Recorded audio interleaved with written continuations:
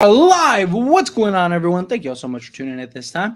Everybody that's here, greatly appreciate it. Anybody watching this on the replay, thank you so much. Don't forget to like the video, subscribe to the channel. So what a wild game for those that saw it. The Dallas Thunder game. I mean, talk about doing everything you can to blow that game. They only made like 40% of their free throws. They missed like 12 free throws. It's crazy. Luka down the stretch ends up blowing it and missing a free throw. Crazy. It really is. It's wild that these guys down the stretch can't hit free throws. But great back and forth game. Obviously, talking about two teams probably going 7. Like all the Western side of things, like this matchup with the Dallas Mavericks and the Oklahoma City Thunder, and then the matchup with the Denver Nuggets and the Minnesota Timberwolves both look like they're going to end up going 7, which is pretty entertaining, right? Gives better basketball. Where the east side of things, again, Boston's just running through everybody, which is very interesting considering that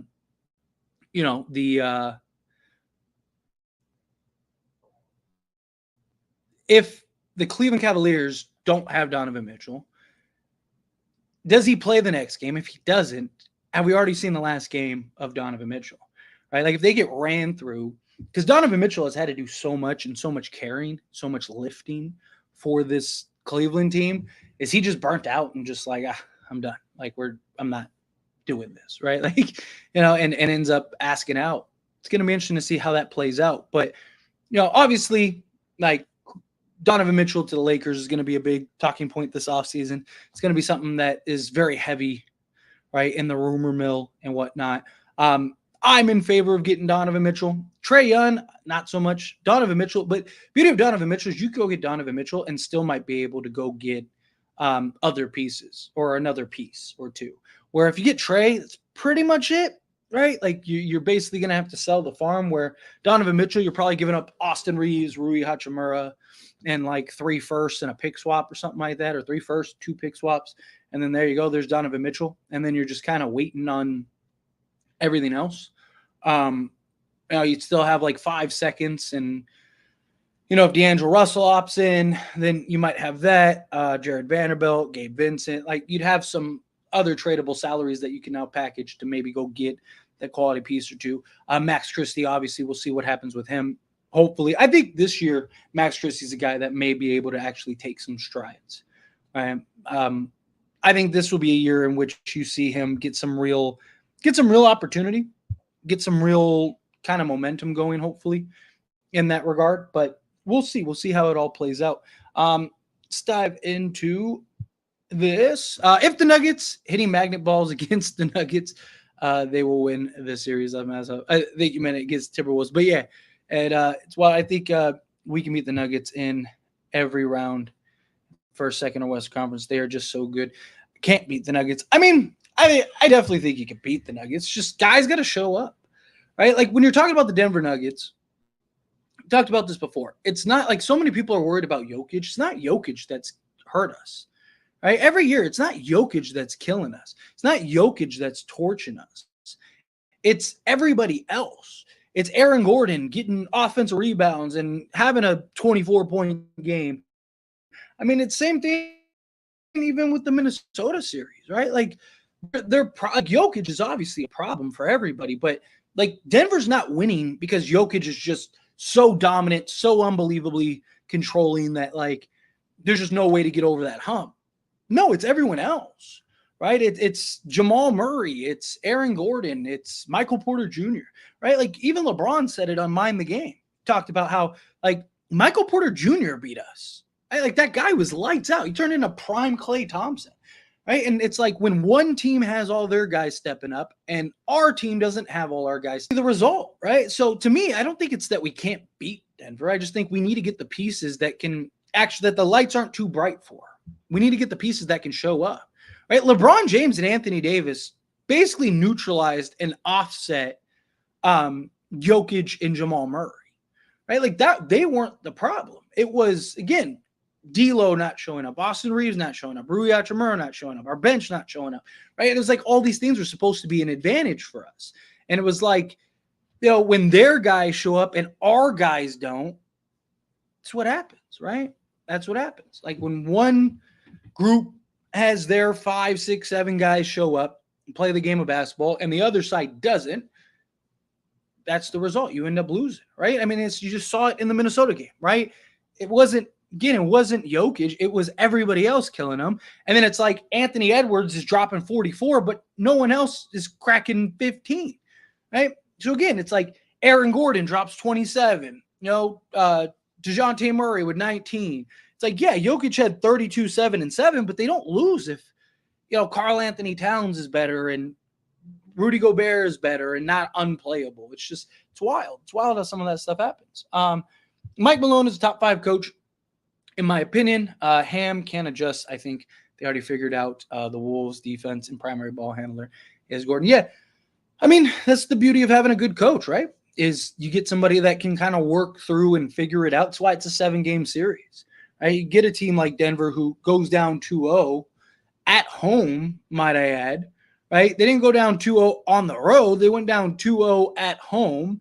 Man, it looked like, it's like, the series might be over. And, they showed, it's just getting started. Now it's 2-2 heading back to Denver. Denver handles business, gets that win. All of a sudden it's 3-2, and they're in full control. It's crazy. Crazy. Loving the idea of having BI more and more. Yeah. So for those that don't know, there's a lot of talk that Brandon Ingram is expected to be available. That Brandon Ingram is supposed to be on the trade block, and he may end up being traded, and he's linked to the Lakers. Of course, I don't know how much of that is actually like the Lakers are heavily interested, or how much of it is just like it's a name that used to be a Laker and wants to get a good trade. So let's mention the Lakers, right? But Brandon Ingram, like, I like the idea of Brandon Ingram. I do. And the beauty of Brandon Ingram is I don't think he's not going to cost as much as like a Donovan Mitchell. He's not going to cost as much as even like a Trey Young, I don't think, right? I think, you could probably get him for 2 firsts, couple players, maybe trading like Reaves, Rui, and 2 firsts, plus like maybe a pick swap or something like that. So you'd still have like a first, a pick swap in like 5 seconds, plus a couple other players that you can maybe position. Pelicans are a team that may be interested in D'Lo also. Like there were some murmurs about D'Lo. My thing with Brandon Ingram is a couple things. One is health. He's coming off of 64 games played this season, which is good, but that was the last time he played anywhere close to that many games was his rookie year, in which he played like 71 or something like that. He's not super reliable and healthy. And then my other concern is post-LeBron. Like, I don't think Brandon Ingram is a number 1 option. I think maybe a number 2, depending on who your number 1 is. But I think as your 3rd option behind LeBron and Anthony Davis, and, he can be your number 2 guy on most nights where it's like Anthony Davis is the guy. Brandon Ingram can basically be the guy 90% of the time. But when it's time for LeBron to step up, it's time for LeBron to step up, and he can go make that push. But my concern is post-LeBron, because you're going to have to give Brandon Ingram a new contract extension. Not only are you going to have to give him a new contract extension, it's probably going to be in the like $45 million range. I don't really think he's a $45 million a year player, just with his health concerns, with his health issues, right? I don't think he's a number 1 guy, right? So is Brandon Ingram and Anthony Davis your 2 building blocks going forward? Like, are those your 2 best players going forward? Like, I think it depends on the pieces and players around you, but I don't know. I have my concerns post LeBron with Brandon Ingram. I think right now, right? Like if you told me we had a starting 5, let's say we got Brandon Ingram and then we traded for like, I don't know, an Alex Caruso or something like that. Or probably need a guard, like a point guard, because probably losing D'Lo, probably trade Reaves. So like, let's say, I don't know, like even Gabe Vincent, right? Like even if your starting 5 was like Gabe Vincent, Brandon Ingram, Jared Vanderbilt, LeBron James, and Anthony Davis, that's good. You got good versatility. If Gabe Vincent can kind of get back to being a 38% 3-point shooter, I think you can make some noise there, right? Like definitely think that there are some positives in that regard. I have my questions about just the long-term upside and whatnot, but we'll see. Time will tell. Time will tell. Lakers missed 9 free throws last game and lost by a couple points. Yeah, free throws hurt you. I mean, look at this Dallas game today. Right? Dallas missed like 12 free throws and they lost by like what, 2? I think it was 4 because SGA made the free throws at the end. But yeah, free throws are a big factor, right? You make your free throws usually, especially when you're taking so many, you're usually going to win. Losing in the first round is better because the front office will keep him and another year. I mean, I think that they would have fired him regardless. I mean, the disconnect was beyond just like where they advanced. Like if they won the championship, maybe, or if they made the finals, maybe. But I think the writing was on the wall with him personally. However, I would rather like, given the circumstances and everything that we got to get done, I would rather lose in the first round than say make the conference finals and lose. Now, usually I am of the mindset I want to go as far as we possibly can. Like I would rather lose more times than not in the conference finals than in the first round. But considering we need to figure out our roster, we need to figure out what's going on with D'Lo, we need to get a new head coach, we need to start getting into free agencies, we need to figure out what's going on with LeBron, we need to figure out what's going on with our drafts. Like we have so many things from a front office standpoint that we have to unpack and put together. Right now, obviously, if we were in the conference finals, like I'm not going to be like, man, I wish we weren't here. No, I'll go as far as we can. But I don't think it's as bad that we lost in the first round because it gives us now that time to really kind of get into the weeds and get into the thick of it. Where let's say we made the conference finals and lost to Denver, right? Like now the turnaround time is so quick. Right, to where it's like, okay, we got to get a coach, we got to figure out the drafts. Like, by the time the conference finals over, you got 3 weeks, and then you're into the draft. So it's like you gotta move, we gotta go here, type thing. So, Anthony, as it stands, unfortunately, the Celtics are going to make the finals. They're just too good. Yeah, they are, which is why hopefully it's Denver that makes it through, and Denver runs through them. If it comes down to Denver and Boston, I'd rather Denver win. Because I want to keep pace with Boston and don't want them to get number 18, but Boston's they're basically walking with their eyes closed, to the finals. Nobody's good enough out there to challenge them. And then you look at the other side of the bracket, like the Indiana Pacers they'll be lucky to win a game, maybe 2 if you're lucky, right? If Boston just decides to not play basketball one night. And then the Knicks have completely fallen apart. The Knicks are basically in shambles now. I mean, they're basically like a hobbled Jalen Brunson and then Josh Hart. It's basically it. So it's a wrap. Yeah. Unfortunately, they are going to make the finals. I was impressed with Bronny James's draft combine. Yeah, he went like 100% from the field. He was looking good. Right? I want to see him in some more quicker actions. A lot of it was just kind of set shots and whatnot, but I don't think Bronny James is as bad as advertised, right? I wouldn't want the Lakers to take him with number 17. Like if they took him with the 17th pick, I'd be a little upset. But like if they took him with say the 55th pick, I'd be okay with it. Or, if they were to get a pick, like a second round, I'd be okay with it. Ideally he goes undrafted.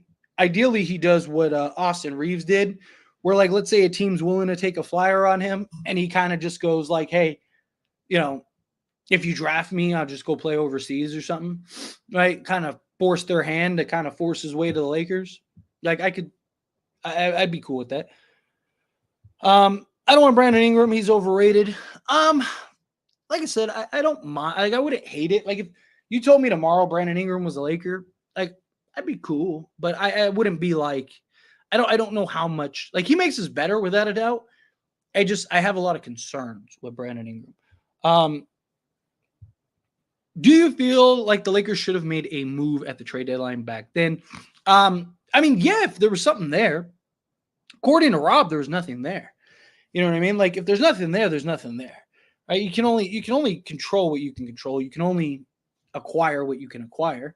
Now, I would have loved to go land PJ Washington and Daniel Gafford, right? Like those are two names that I was throwing out that I wanted to see, and many of you were throwing out as well and whatnot. Like there's a lot of things that I would have liked the Lakers to get done, but I'd rather you stand pat and not overpay or not do something. Like also how many deals were on the table, right? Like a lot of people point to like, oh, well, they were able to get this guy or they were able to get just because they were able to get that guy doesn't mean that we were, or doesn't mean the price was the same, right? Like the Lakers tax is legit. And Rob Pelinka talked about the same thing, right? If there was something there, sure. But I don't think we would have gotten anything that would have been that like, oh my God, like man, if we had these two guys, right? Like maybe if we got PJ Washington and Daniel Gafford, maybe they would have had an impact on us, but I don't know if they would have been enough because they also would have been playing a very different role with the Lakers. So it's just, it's hard to really gauge like, oh, is this particular move should have been the move? Like I'm not upset that they didn't do anything, if I'm being honest. I don't care who is the Lakers' next coach, experience or inexperienced, as long as it's a benefit. Yeah, I mean, as long as he does a good job. All right. At the end of the day, that's all we want. If we had OKC prime Westbrook, would it be better? Probably not. I mean, maybe slightly, but like in the last stint go around. But no, because the problem wasn't just Westbrook. The problem was just the fit. Right? Like in OKC Westbrook, yeah, he would have been more athletic. He would have been like, if you had like early years Westbrook, it might have been a little more terrifying because he was also actually a decent shooter. There was a point in like Westbrook's career where he was like 50% from like the mid range, right? That might have changed a lot, but I think ultimately it still would have been a lot of the same. It might have not have been as bad, but I think there still would have been a lot of the same issues. Vincent and Vanderbilt could not stay on the court because of injuries. Yes, which hurts. We need our defensive guys. Like, those are supposed to be our two best defensive guys. Lakers just need consistent role players and perimeter defense. Yes, need guys that aren't afraid of the moment. You need guys that will rise and step up rather than guys that are just collapsing. Who do you want to win, Denver or Minnesota? I'd rather see Minnesota win. One, I love Anthony Edwards, man. I just love watching that guy play. Two, I just want Denver to get a piece of humble pie. However, I will say, like, I think Denver has the better chance of beating Boston. So I really don't want Boston to win. So I'm very conflicted on who I want. So, and it's just, the problem is Boston looks like they're going to go untouched. It looks like Boston's just going to kind of walk into the finals. And so probably Denver. But it's tough and it hurts. The West is beating the East. I think so. I mean, you just have to beat Boston. Like, there's not really going to be anyone else that's coming out. Let's see. Let's just say if the Timberwolves and Boston in the finals, who do you pick to win? I don't trust Boston. Like, I don't. And you've already seen some of the distrust already in these playoffs. Like, Boston's like, Minnesota matches up to Boston seamlessly. Like, Minnesota has all of the pieces to throw at Tatum and Brown and everybody. Like, Timberwolves match up great. They have the size. They have everything, right? Like, the problem is that it's inconsistency versus inexperience when you're talking about those two teams. So it's like, which one is going to trump the other, right? Because Boston is the inconsistent team. Boston just is so incredibly talented that they can afford to be inconsistent, right? Like, Boston should be beating all these like every game that they play, they should win by 40, right? But they just love to shoot themselves out of games, play the wrong way. Tatum disappears. Like, it's just poor shot selection, not playing basketball the right way. Like, but Minnesota, it's just like they just lack experience, that I have concerns that, like, even Boston with their inconsistencies will run in, and Minnesota just, like, when things get tight, like you've seen it in this Denver series, right? Things start getting tight and you see the experience really start to be the difference in elevating the teams, right? You see a team like like Denver, and it's just like they just stay, and then all of a sudden they're just inching, and then they get right there, and then you just see them their experience just takes them to the next level. Oh boy, the Paul George to the Lakers rumors. Yeah, like I was planning on doing it. I probably will do a video on Paul George at some point, kind of breaking it down, just for discussion's sake, just to have conversation. But being honest, I don't see it happening because the only way that the Lakers could get Paul George is they would have to trade for him, which means you'd have to shovel out a ton. And I don't know, like it's kind of like I would almost rather Paul George is better than Brandon Ingram. Both guys are injury prone. And like the ceiling would be higher with Paul George, but like I just think if you're gonna go get Paul George, you're almost better off getting Brandon Ingram, unless you could basically get Paul George for like a first. Like it's just like a deal that they're just like, hey, we're gonna lose him for nothing, so give us a first and match salaries. Then I'd probably be like, all right, like I think you gotta do that, but it's just it's tough. It's tough. Braun at the Cavs game with Rich Paul. Yeah, I was thinking about talking about that. I might make a video about it in the morning because I'm already seeing all like the rumors and speculation. People are like, oh, he's recruiting, and he very well might. I mean, he might, like LeBron might be in Cleveland hanging out with Mitchell. Like they might be living their best life right now. Hey, dude, like you worked yourself so hard, you're hurt. Come to LA. Come hang out with me and Anthony Davis, man. Like, let's go win a chip. All right, like it's a real possibility. Definitely a possibility. Why not Lakers looking into Brian Shaw as the next coach? I mean, I guess like I mean he'd be better than Darvin Ham, but how much better is the question. Like I don't know. Like there's not really anybody that I'm like, oh, that's the guy. Right? To me, it's just all of them are gambles. It's just which gamble do you prefer? Right? Like I've talked about JJ Redick, and so many people are like, you're crazy that you want JJ Redick. He doesn't have this, that, and the other. And it's like, okay, none of them really do. Right? Like if you just want sole experience, go get Terry Stott. But then everyone's like, but Terry Stott isn't that good. Okay, well, pick one. Right? Like, because there isn't that ideal, like there's not a guy out there that has experience that sounds like a good fit. So it's just you're kind of rolling the dice no matter what. Like that's the problem. So, I really believe if Vando was healthy, the Lakers are the second round right now. I mean, that's always a possibility. I don't know if Vando would have been the complete difference maker. I definitely think it would have been a different series, right? Because like if Vando's healthy, like to me, it would have boiled down to Darvin Ham. And does he have him at the end of games, right? Because, for example, like game 2, when Aaron Gordon gets that offensive rebound and kicks it out to Michael Porter, and he hits that 3 to tie it, if Jared Vanderbilt's on the court, that sequence probably never happens. Because one, either Jared Vanderbilt's getting back and fighting for the rebound with Aaron Gordon, right, which allows the defense to get back, or maybe ends up coming away with that rebound. Or two, if he's the trail man, Aaron Gordon gets the rebound and kicks it out. Guess who's going to be right in front of Michael Porter Jr.? It's Jared Vanderbilt. So I don't know if Jared Vanderbilt being healthy, like that's it. Lakers win this series. But I think this series would have been a lot different.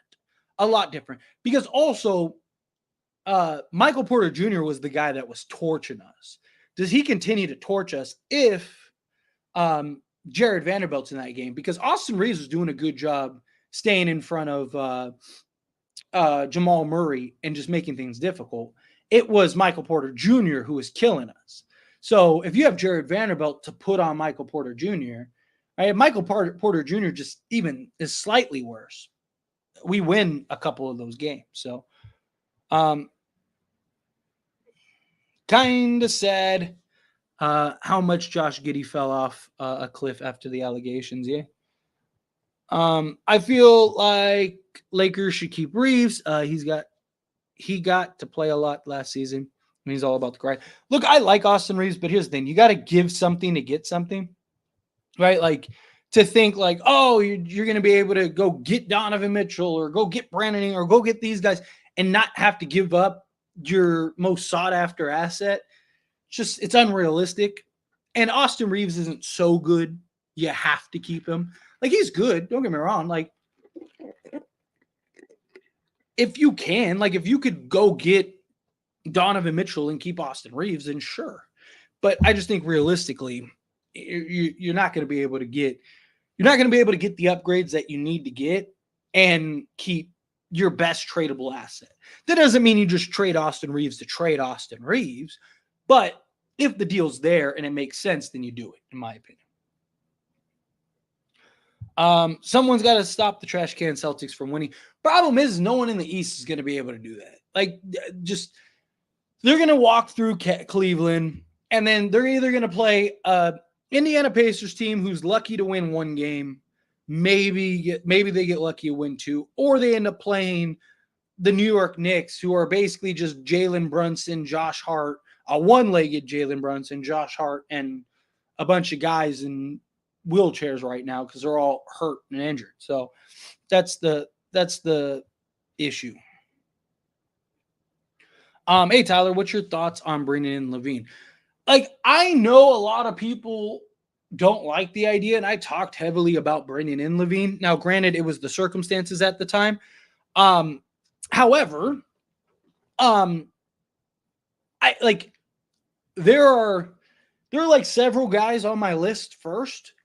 If all else fails and you can get Zach LaVine for a bag of peanuts, then sure. Right. But there's like, to me, it's like, he's like break glass in case of emergency. Right. So like, to me, it's like, you can't get Donovan Mitchell. You can't get, DeJounte Murray. You can't get, multiple pieces that maybe make more sense.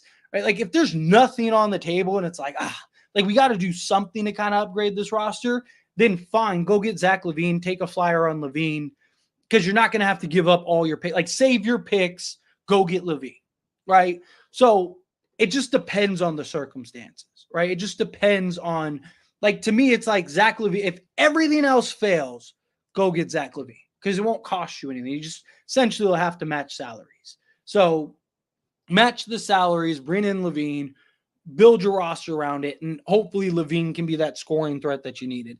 Again, it's just kind of like to me, it's a break glass in case of emergency type thing. But Ingram is better than Paul George. Ingram's not better than Paul George. Paul George is a better player. But Brandon Ingram, he's younger. He still, in my opinion, has some upside. Like I would choose Ingram over Paul George. Paul George is a better defender, bro. Yeah, Paul George is a better player. He's a better difficulty shot maker. The problem is he's just not a number one guy, but neither is Brandon Ingram.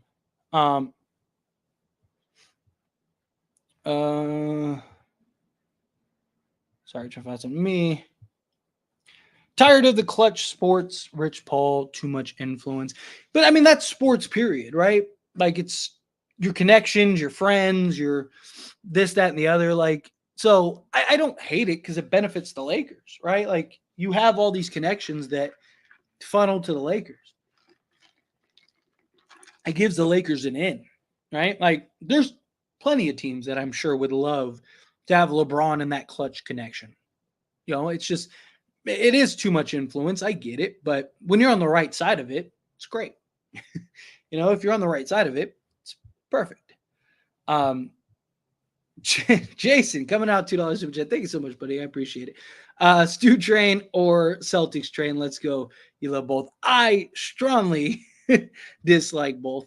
I like you, Jason. You're awesome. I appreciate you. And I know you're in like paradise right now. The Celtics basically have no competition and are just going to walk to the finals. Must be nice. Problem is they're just going to blow it in the finals because they're either going to play Minnesota or Denver, and then they're just going to get ran through. If I'm being honest, I think if they play Minnesota, they might be able to beat Minnesota. I don't think Boston beats Denver. I really don't. Like, with Minnesota, to me, it comes down to, I said it earlier, it's inconsistencies versus inexperience, right? Boston should be beating everybody by 40 every single game. As for the Stu stuff, like that's not even worth talking. That's never even going to happen. Like you're holding your breath on that. Celtics actually have a good chance. As much as it pains me to say, Celtics actually have a good chance. Stu, it's never happened. You're holding your breath. Yeah, you're gonna be very disappointed, my friend. But I appreciate you, Jason. Thank you. You're awesome. Let's see. Where was here we go. The best retirement team or Braun is Cavs. Oh, are you saying the best retirement team? I think you meant for Braun is the Cavs. If Wolves beat Nuggets, are Wolves Lakers daddy as well? Wouldn't that make them like our grandfathers, right? Because like if Denver is, or because Denver, you said Denver claims that they're our daddies. Minnesota beats Denver, then Minnesota is their daddy. So it would be, you'd have the trickle down effect. So Wolves would be granddaddy. They'd be grandpapa.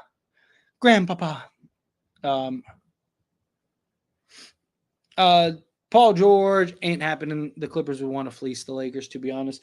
More likely than not. Yeah, that's why I said I don't think it happens. But also, like, just depends. You know, if they're going to lose him, if it's like, I'm just going to go sign with Philly and you get nothing or trade me to the Lakers, you know, like, Clippers, take your pick. You either get him for you either lose him for nothing and he goes and signs with Philly, or you go and you take a first or whatever and get some pieces back for Paul George. At least you're getting something. So I don't necessarily know if that would fully happen, but I highly doubt. If I'm being honest, I highly doubt we see Paul George in a Laker jersey personally.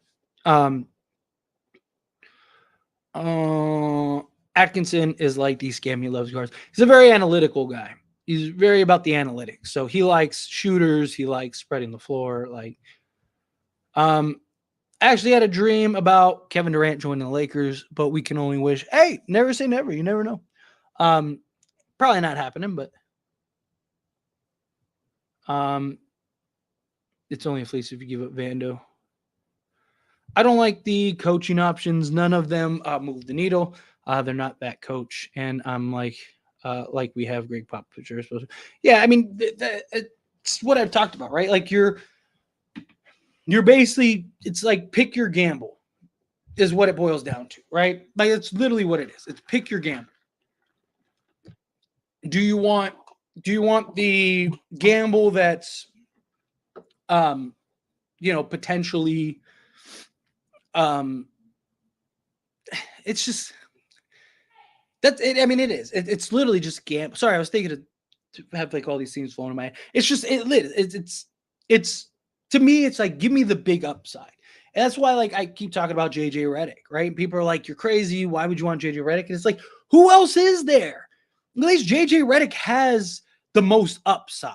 And if you get it right with JJ, then now you found your coach for the next 20 years. Like, I'm not like, oh, JJ Redick's the answer. To me, it's like, he's the guy that a lot of people look at it as like he has no experience. I'm like, none of these guys have experience. But at least all these guys are set in their ways. All these guys only know what they know. At least with JJ Redick, there's no bias. Like he wasn't taught, like Darvin Ham is a great example, right? Like he only knew what he knew. He only could stay in his box, right? Anytime something happened and he wasn't able to stay in his box, you just saw him fall apart. And that's how a lot of these coaches are, right? A lot of these coaches, it's like, as long as they're in their box, they're fine, right? As soon as they get outside of their box or they get in this like uncomfortable situation, boom, all of a sudden you start seeing things fall apart, right? Like even you have Micah right now, right? Looking excellent.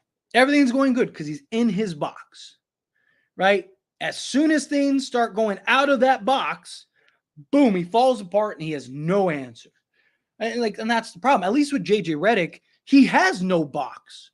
He's trying to put his box together. So he's gonna be open, like, this isn't working, let me try this. This isn't working, let me try this. Where you see a lot of coaches, they have no answer. Like they're just like, I don't know what to do. I'd never learned how to get out of this. Like, so to me, it's like, give me the guy with the most upside is my thoughts. Right.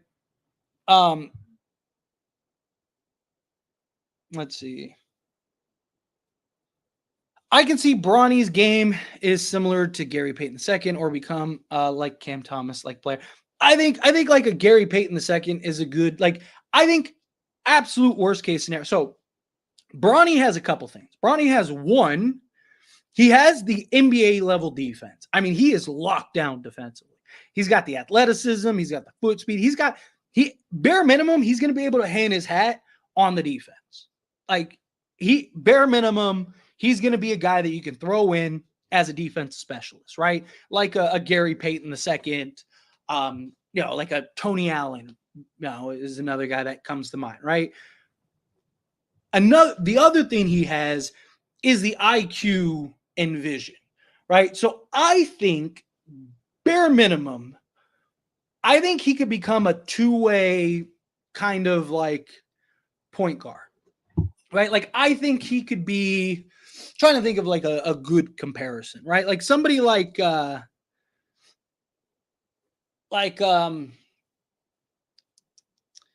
don't know, like I was going to say Russell Westbrook, but I think that's a bad example.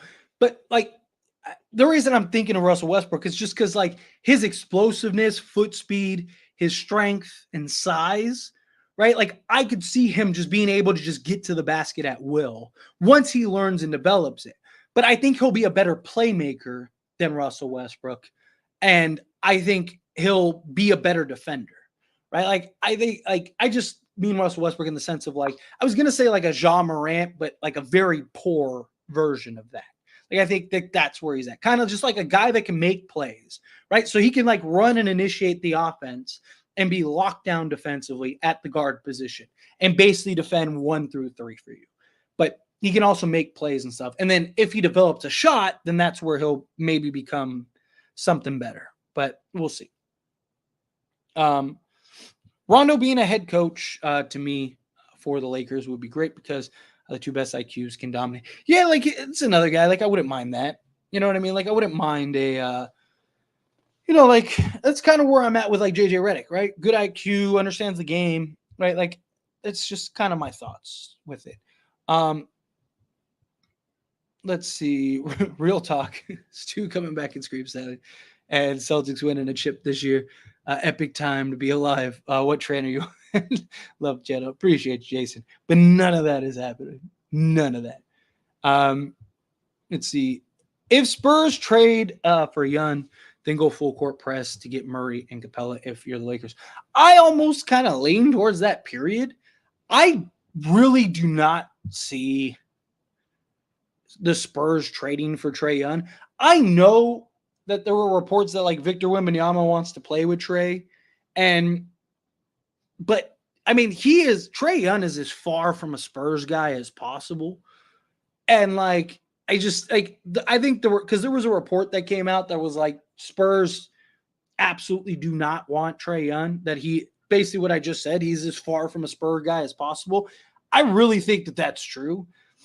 But I almost hope that the Spurs trade for Trey Young because I think that like it'll save the Lakers. Because the problem, like, here's the thing with Trey, right? Like, and I'm not talking about like the ins and outs of Trey. Talked about that heavily. I'll go more in depth in future videos. But like Trey Young being available, how many teams are actually going to want to trade for him? Very few, if any. Right? Like, there's maybe a handful of teams that might throw their hat in the ring for Trey Young.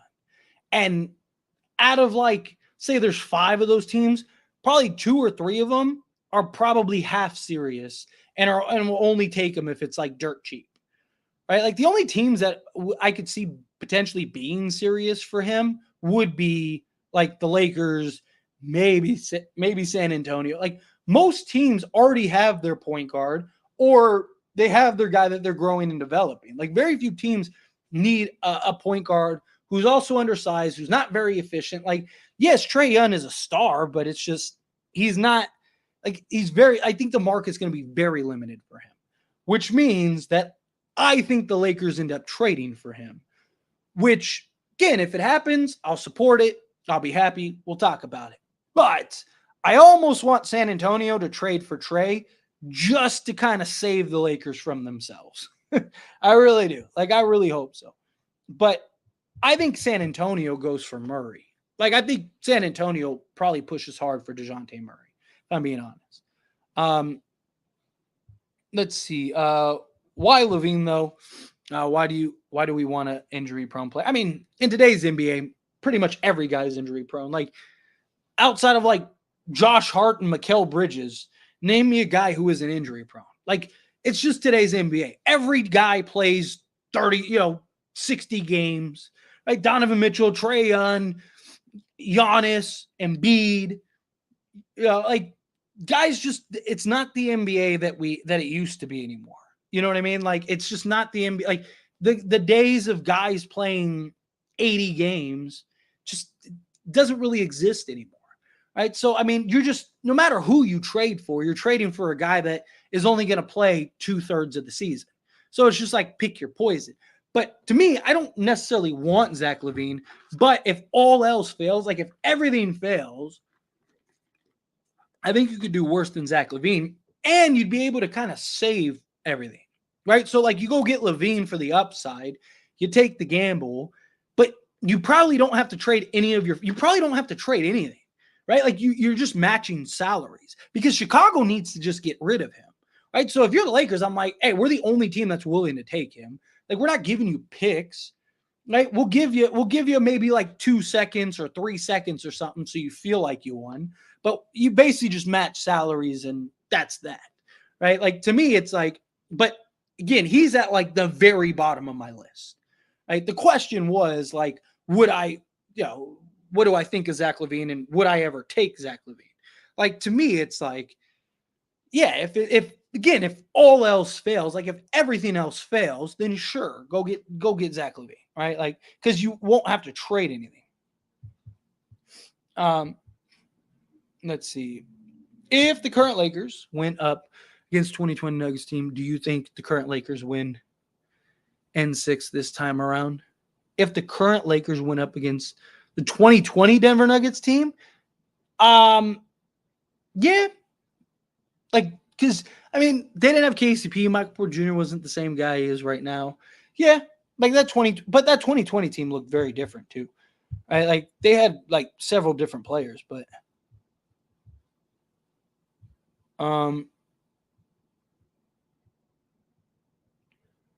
let's see. If T-Wolves beat the Nuggets, then you should drink a whole bottle live with the side of chicken. Let's go Nuggets. Not about a whole bottle, but maybe we'll take a shot, go live, and have some fun. I don't know about downing a whole bottle. I'm not like a big drinker. Like the whole like drinking thing just was like an idea that we were talking on a live stream one day and just kind of had fun with. What would be your worst case scenario trade? Oh, basically just overpaying for anything. Like, I mean, the Lakers, there's not really much the Lakers could go wrong with, right? Like, it's just like something like a Zach LaVine trade, but like they gave up 2 firsts or something like that, right? Like, just to me, it'd be about more like overpaying, right? Like if they greatly overpay for somebody, like that is my problem, right? But like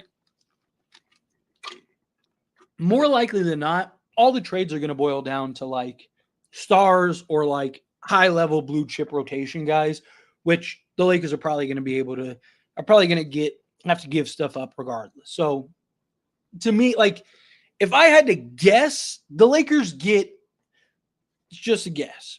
If I had to guess, Lakers get one of Donovan Mitchell, DeJounte Murray, or Trey Young. One of those 3 guys I think will be wearing a Laker jersey next season. DeJounte Murray, Trey Young, or Donovan Mitchell. I'm like pretty confident that one of those 3 guys will be a Laker. And then depending on which guy that is, depends on what else we do. But my problem is like, even Trey, right? Not super high on Trey, but he does raise our ceiling. However, like if they sell the farm to go get Trey, I'll be a little like, right? Because I don't think you'll have to. Like, I'm not saying you'll be able to get him for like 1 first or anything like that, but like Lakers have 3 firsts, I think 2 pick swaps and 5 seconds. Like if they're trading all of that for Trey Young, plus Reaves, plus Rui, stuff like that, then that's my worst case scenario. But realistically, it should be something like, 2 first, a pick swap, and maybe like a second or 2, plus the matching salaries, like Reeves, Rui. Like, because he is still an all-star. He is still a star. Like, he is still 25. Like, there's a lot of factors that are going to go into that. So you're going to have to give up something. But if the Lakers end up trading 3, 4, 5 first-round picks, with, 3 firsts and 2 pick swaps and all this stuff, like, and all you're getting back is Trey Young, then, yeah, no, like, hard pass. Let's see. Edelman, JJ Redick, or Micah Morey, next head coach. I think you mean David Edelman. But, yes, personally, I'd rather go with JJ Redick. Like, I like Micah. I like Edelman. I wouldn't be against either of the guys. But I mentioned it earlier. You go with the biggest upside. Right? None of these guys have experience. None of these guys have been there. At least JJ Redick isn't set in his ways. And the upside and potential is there.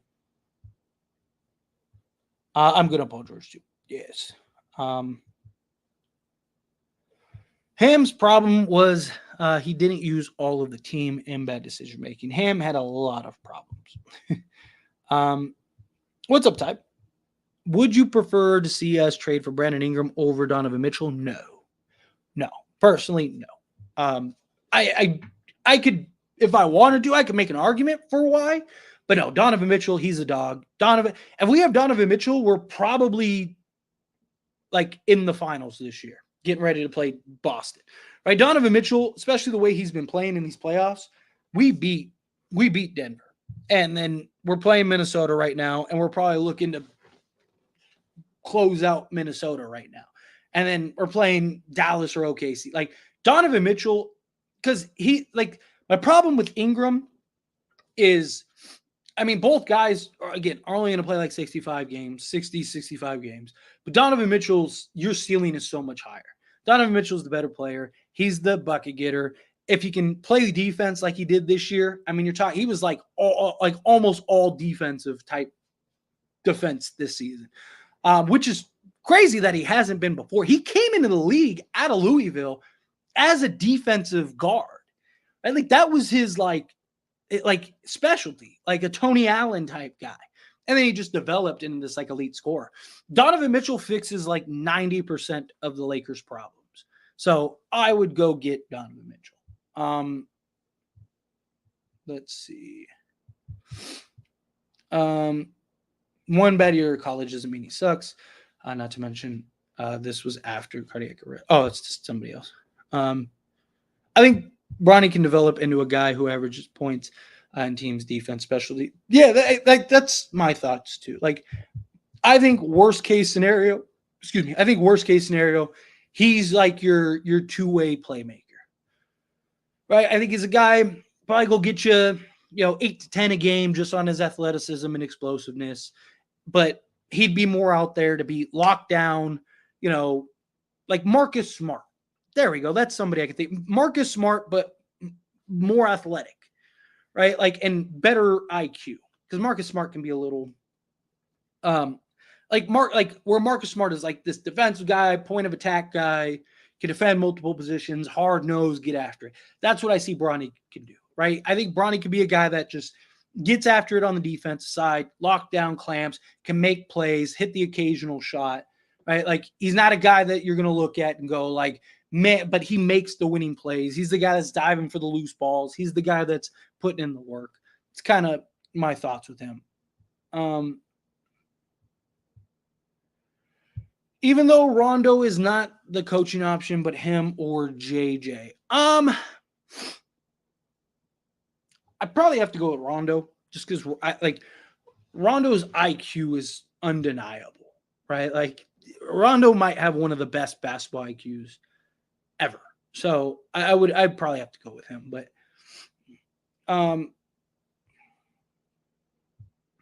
let's see.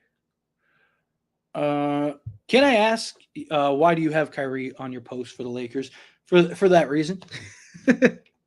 It's just an image I made a long time ago with all the guys, and I just threw it on because all the trade talk and stuff like that. And there's still rumors of Kyrie and stuff, and people see Kyrie and click. I'm trying to have a conversation live stream. And it was a random stream, like it wasn't one that I like scheduled. So I was like, I need to draw some people in. I mean, if I'm being honest, right? Like, the Heat could push for Trey. They need a star, that defensive head coach to build around. I think Miami stays as far away from Trey Young as possible, right? Like, so in theory, you're 100% right. In theory, it's like, man, Miami has all the pieces to make Trey just the best version of Trey. Trey Young is like, Miami's very particular about Heat culture guys, right? Like they've passed up guys because they're not a Heat culture guy. So I don't necessarily think that. I think Miami stays as far away from Trey as possible, personally. I mean, I wouldn't surprise me because they keep missing out on stars.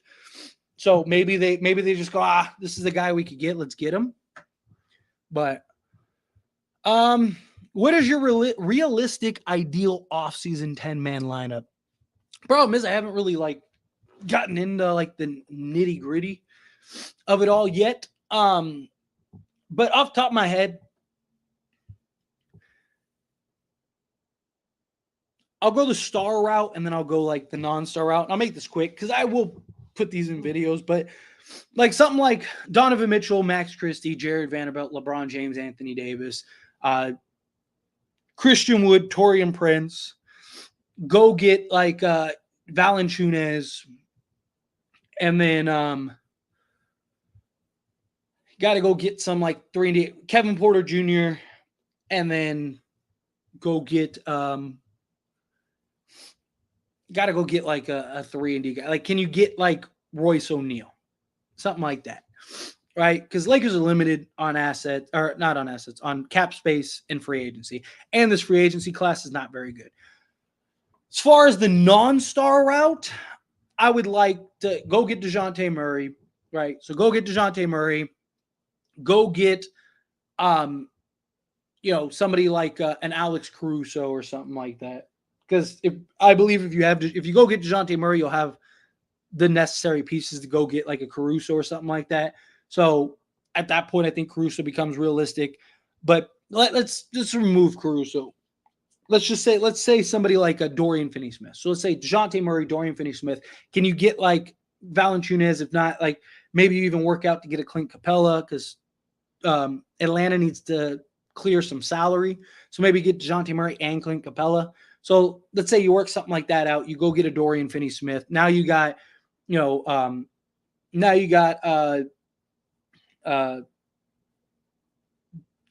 Murray, sorry, I blanked on the name. DeJounte Murray, Dorian Finney-Smith, Jared Vanderbilt, LeBron James, Anthony Davis. Then you got like Gabe Vincent, Max Christie, that point, Taurean Prince, Christian Wood, and Valanciunas. There you go. Boom. Something along those lines. Lakers should call Danny Ainge and ask how much it costs for Lauri and Walker Kessler. So Danny Ainge, so there's already reports. So Lauri Markkanen is apparently available, but they want like 4 firsts for Lauri Markkanen, which the Lakers just don't have.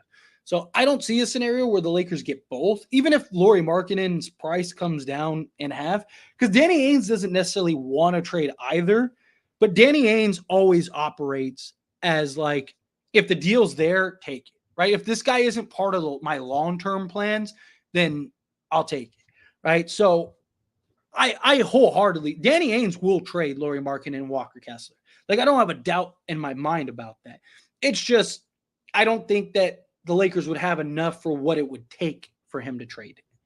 But you still make the call, right? Like, You said Lakers should call 100%. You are right. Lakers should absolutely call. You make the phone call. You do your due diligence. I say if we hire JJ Redick, but if we hire a vet, go all in with superstar. Oh, if you hire JJ Redick, rebuild. Now, like the whole point of JJ Redick is LeBron. Lakers need to go get DeJounte Murray and Max Vando, LeBron James, AD, or DeJounte Murray, Max, LeBron James, AD in a center. I'm with it. Drummond, Caruso, DeRozan, and we're on top. I wouldn't hate somebody. Andre Drummond. So the problem is that like Andre Drummond's a free agent. So is DeRozan. So you wouldn't be, but you could just sign Drummond. So you just sign Drummond to a vet minimum. You'd be signing trading for DeRozan and Caruso. If we give up everything for Trey Young, might as well package our organization. I mean, not necessarily, because look, like let's say the Lakers trade. Say they trade. Say they go Rui Reaves, Gabe Vincent for Trey Young, right? You'd still have Trey Young, Max Christie, Jared Vanderbilt, LeBron James, and Anthony Davis. You'd still have Christian Wood, probably keep Taurean Prince, right? At that point, you're 7 deep. You just need to get like 2 more guys. Can you get a Valanciunas? And then can you get like some 3-and-D guy, right? And you'd still have a couple seconds or whatever. Can you convince D'Lo to work out a trade with you to maybe go get that other piece you need? Like I'm not really worried about the depth with Trey Young. Like my concerns about Trey Young are almost none of what most people like mention when they say like going to get Trey Young. Like Trey Young solves a lot for the Lakers. And like if we had Trey Young, we might have beaten Denver. Right? Like because Trey Young, even on a bad night, is giving you more than what D'Lo and Reeves and Rui gave you, right? And that series being as marginal as it was, not to mention his playmaking and the pressure he'd take off of LeBron. Like, again, I'm not saying that, like, Trey Young is the best choice by any stretch of the imagination. I'm not very high on Trey Young, but it's because, like, I just don't think we have exactly the right personnel around Trey, and I worry about the fit with LeBron. If we didn't have LeBron, I'd be screaming, go get Trey Young.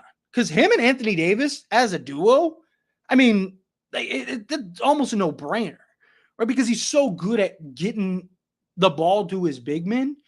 And now Anthony Davis, like, you're talking about one of, if not the best playmakers in the league. Like, just, there's a couple things.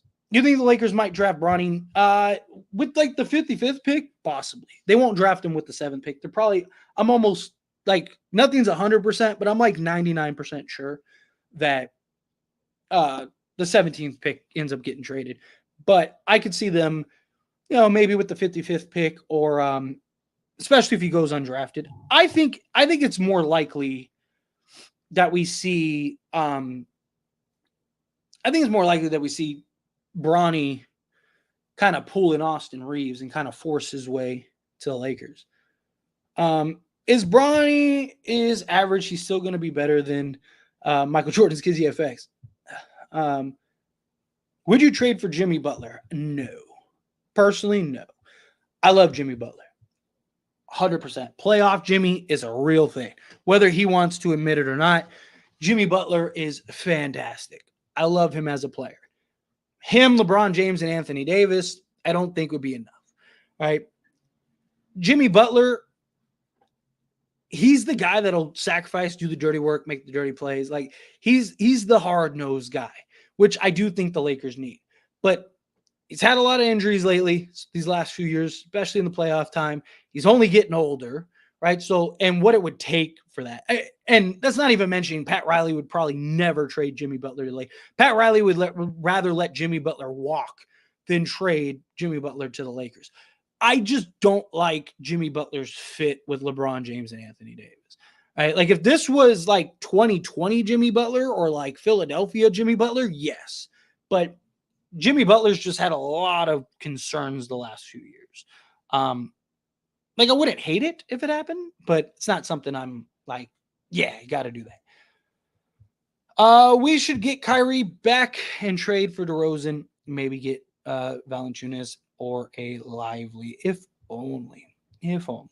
What's going on? Salute. Appreciate you. This fool, Bronny is really going for. Yeah, I mean, hey, he's looking good so far. He's looking really good. I want to trade AR for any of Trey or Jonte Murray, but for Donovan Mitchell, maybe. I won't trade AR. Why? I want to ask why. Because Austin Reaves is not better than Trey Young or DeJounte Murray. Donovan Mitchell, I get. Like, Donovan Mitchell's a no-brainer. But why would you, like, why? I think the Lakers made a mistake not trading Austin Reaves for DeJounte Murray when they had the chance to. Like, I mean, it can't be talent-wise because there's no way you think Austin Reaves. You're too analytical and too by the point. You know, Basky, you and me have plenty of conversation. So I know it's not you think AR is better. So why? I really want to hear why you think that. Butler worries me about his hair these days. He just does that to troll. It's hilarious. Jimmy Butler is a weirdo. He's just trolling. I actually kind of like it. I actually think it's hilarious. Like, he's just like, F it, you know? If they can convince D'Lo to sign and trade, who would you trade for him? I mean, the problem is, like, if you could convince him to work out a sign and trade, you already, like, he's going to a specific team already, right? Like, so whether it's like Orlando or whatever. So the problem is, like, who's that team? And if you're the Lakers, you don't have a ton of leverage, right? Because, like, if D'Lo opts in with the promise of you trading him to a better spot, like, so look at it like James Harden last year, right? You don't have a ton of leverage, right? So, like, you're hoping to find a team that values him enough, that wants him long term, to actually give something of value, or you're throwing in other pieces. Like, so that's that's what makes it tough. It just depends on what team wants him, right? But the problem is the teams that are rumored to want him all could just sign him outright. Like, the one team that I kind of lean towards, like, I could see maybe a trade getting worked out, is Orlando, because Orlando wants to sign other guys. So Orlando has like 20 million in cap space or 19 million in cap space. So they could just sign D'Lo outright. However, they want to go after one of these other veteran guys. And I think that they go and they look at it and go, okay, we could sign D'Lo, or we could sign this guy and just, like, trade the Lakers something, kind of free up some of this roster stockpile and go get D'Lo and bring D'Lo in, right? Like, let's say they are able, just an example, say they are able to pry Clay away from Golden State, right? Like, would they go and trade for Clay, or would they rather, let's sign Clay and trade for D'Lo because D'Lo would be cheaper and would be able to work it out better? You know what I mean? Like, so it's tough to answer right now, but we'll see how it plays out. I might have a better answer later. How about a trade for Larry Marketing? I would absolutely love it, but the price is insanely high and very unrealistic right now. Now, it's early. That very well could come down. We'll see.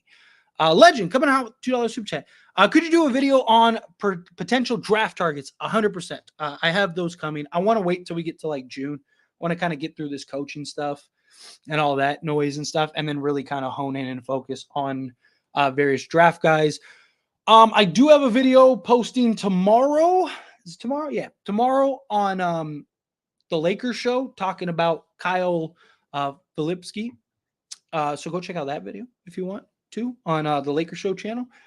But I'm going to really start diving in heavily on potential draft targets for the first and second round. Because the problem is Lakers are probably going to trade that first round pick. So I'll probably dive more into like second round guys.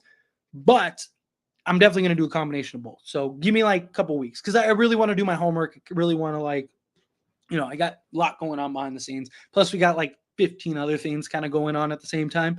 As far as like Laker news and stuff like that. So I want to kind of get through this, pivot, get into like the draft stuff, and then dive into the draft stuff, potential trades during the draft, all that stuff. So stay tuned. Legend, I promise it's coming. I appreciate you. I have the plan. I have like a whole list already. Oh, I don't have it on this phone. My other phone's charging over there. I have an entire list of all like the draft guys that I think the Lakers may be able to get and target. So, like, I'm already doing my due diligence. Again, appreciate you, legend. Where were we? Here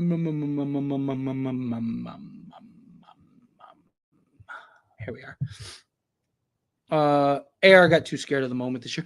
I don't know if it was necessarily that. I just don't think he was the same guy this year, right? Like, because if anyone should have been good and not afraid of the moment, it was AR, and AR stepped up like when we needed him the most. I just think he's not who people thought he was, myself included. Right? Like going into last season, I hyped up Austin Reaves like he was the second coming of Michael Jordan. Like I thought he was going to be ridiculous, right? Like, but he just wasn't this year. And I don't know if like maybe it was just all the wear and tear. I mean, he played all 82 games, right? He played Team USA, like the FIBA and all that. Like there's a lot of basketball on his legs the last like year.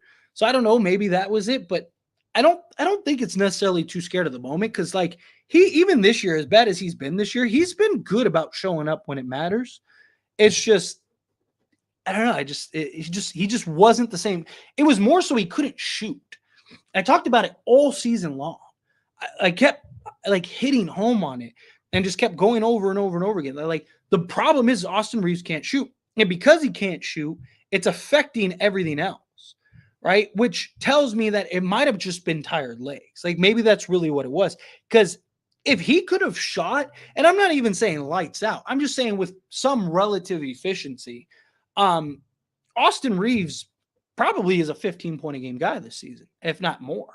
Right. I know he was that, but it was on not good efficiency. Like I think he easily done that. I think he would have been more impactful. I think a lot, but Lakers need to run it back with a new coach. They'll be okay. I disagree. Would they be better with the new coach? Sure. They still lack a lot of things that are essential. They still need athleticism out on the perimeter. They need some real two-way guys. Austin Reaves and D'Angelo Russell are too redundant. You got to get rid of one of them one way or another. I think if you had a new coach and you run it back, I think we still run into Denver and lose. You know, I do. How many years until we get Ant? I think it's like 6 to 5 years. Who would be your top list of trade guys? Order Mitchell, Murray, Young, LaVine is mine. Out of that group, the exact order that you're at. I guess you could add Brandon Ingram in there. I'd probably go Mitchell, Murray, Ingram, Young, and LaVine. Like I said, Young might give you the most upside potential, but again, I'm not big on the fit. But Mitchell's my number one guy. I would basically give up whatever they wanted. Like if I was Rob Pelinka, I'd just like take your pick. As long as it's not LeBron James and Anthony Davis, it's yours, right? Like whatever you want. You want me to send you out to dinner? Like I got you. Like whatever you want. You want me to drain my bank account? Sure. AR is on a value $13 million contract, and you have to attach multiple players to get Trey for DeJounte Murray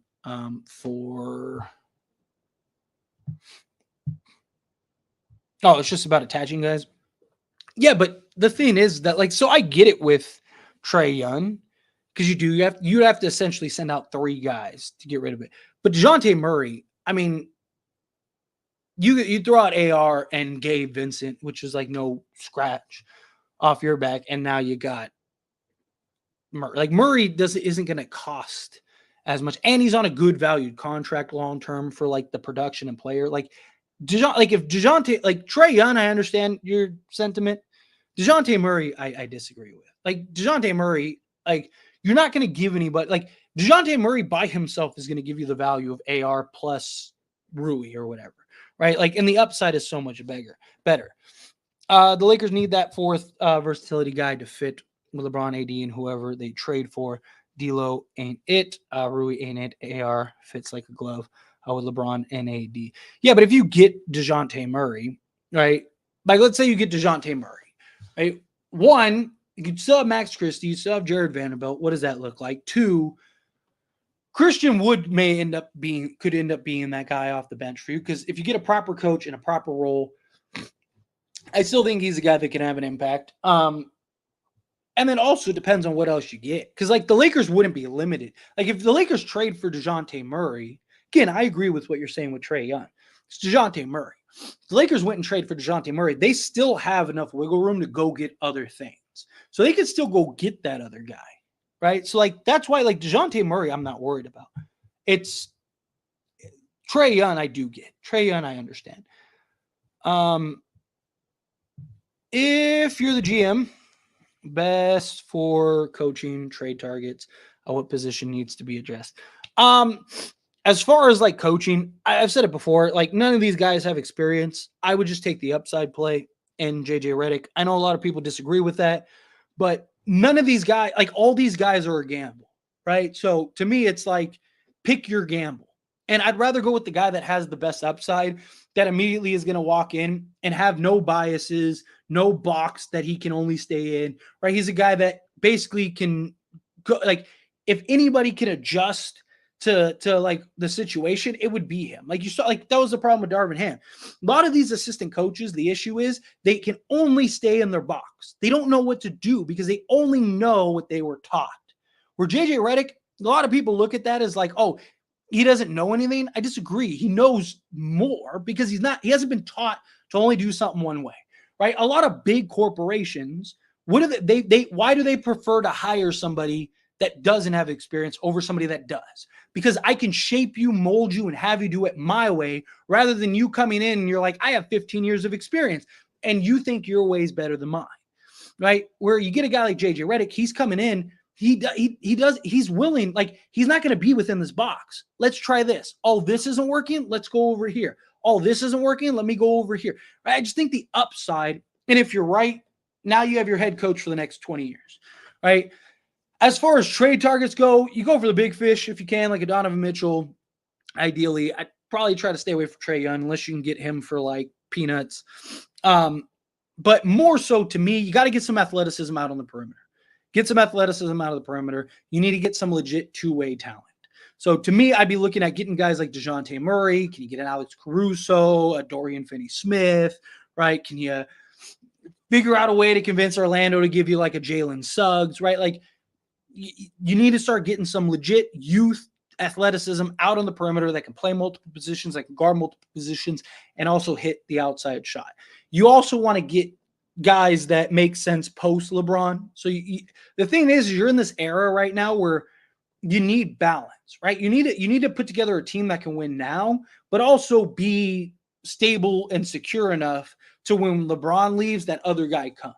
If you can get that other guy now, then fine, get that other guy now. But to me, I just think I almost live on the philosophy of like, if you build it, they will come, right? You're the Lakers, you're the big brand. People want to play for the Lakers. They do.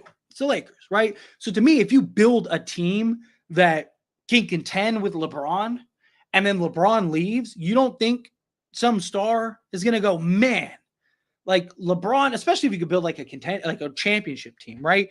You don't think some star is going to be like, LeBron's leaving, I could just plug in for LeBron and we could go win 3 more championships. Like, let's go. So it's kind of what I do. I'd kind of address the big needs, which is athleticism and then two-way guys out on the perimeter. I know a lot of people really want a center. You got to get a center, but to me, like you need more athleticism, foot speed, three-point shooting, things like that. Like the center position, Anthony Davis got it locked up right now. You need somebody serviceable, like be backup. I know a lot of people want it for Jokic. Jokic isn't the problem. Now, again, you're watching the team that is best equipped for Jokic, and you're watching Jokic dominate them like they're not even there. You're never going to stop and slow down Jokic. It's everybody else that's the problem. The game in which the Minnesota Timberwolves put on an insane defensive display, they didn't have Rudy Gobert. Right? What had happened? They just shut down everyone else, right? It's everyone else. But Aaron Gordon goes and drops 27, and like all of a sudden you look up and it's like, like we just lost by 20, right? Like it's everyone else. It's not Jokic. Jokic, you let him get his, right? So to me, get the perimeter guys. Mitchell or Markkanen Mitchell, because they probably both cost you the same, if I'm being honest. So, and Mitchell just better and gives you more upside. If we're talking about draft targets, it's going to be Bronny. JK. Come hit them like button, guys. It's free. Yes, thank you so much. I really appreciate it. Yes, take a quick second, hit that like button, hit that subscribe button. I'd greatly appreciate it. And it was kind of like a random live stream, but I had some time to kill, so I figured let's talk for a few minutes. I'm gonna probably go about 10 more minutes because I got to start setting up for stuff tomorrow. You're gonna go live. Day of free agency starts. And you see trades happening that day before or a few days after. I don't know. We'll see. I'll know more once we get there. Got a couple things coming up. Because free agency is June 10th, I think. So I can't really give you an answer yet. I'm definitely going to go live, and I'm going to keep going live. I want to try to get an actual schedule to where it's okay, hey guys, here you go. Because right now I keep going live randomly. But I do want to get a schedule. So stay tuned. I'll let you know. Mikal Bridges, but his buddy Reaves would probably be in the trade yet. Hey, Tyler, do you know how much the mid-level exception is worth? Just curious. I think this year it's 6. I think it's 6.63, something like that. It's $6 million around there, give or take. Do you think OKC have a chance to win the championship this year? No, I don't. Could they beat Dallas? Sure. I don't think they beat Minnesota or Denver, personally. Again, I could always be wrong. I don't.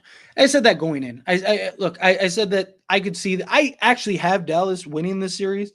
Again, I could be wrong. I thought Dallas just kind of gave this game away, in my opinion. But I just OKC's good, but they're not there yet. Right? They need to still gain the experience. This is good for him. Let them gain the experience, but they need to get more size. As soon as they run into the big size, that's it. People keep talking about getting a center, but LeBron is not going to play small forward. Exactly. As long as LeBron's on the team, you're never going to be able to have a starting center. Bring him here. Yeah, Jonas Valanciunas. I'm with it. Will a starting five of DeJounte Murray, Reaves, DeJounte Murray, Reaves, Vando, LeBron, AD, and a backup big and Valanciunas compete with the best teams in the NBA? Yeah. Because, you'd have – to me, it depends on what – can you get San Antonio DeJounte Murray back, right, where he was that point of attack defensive guy, right? Because I think DeJounte Murray – you have defense out on the perimeter. You got athleticism. You got foot speed. You got that third guy.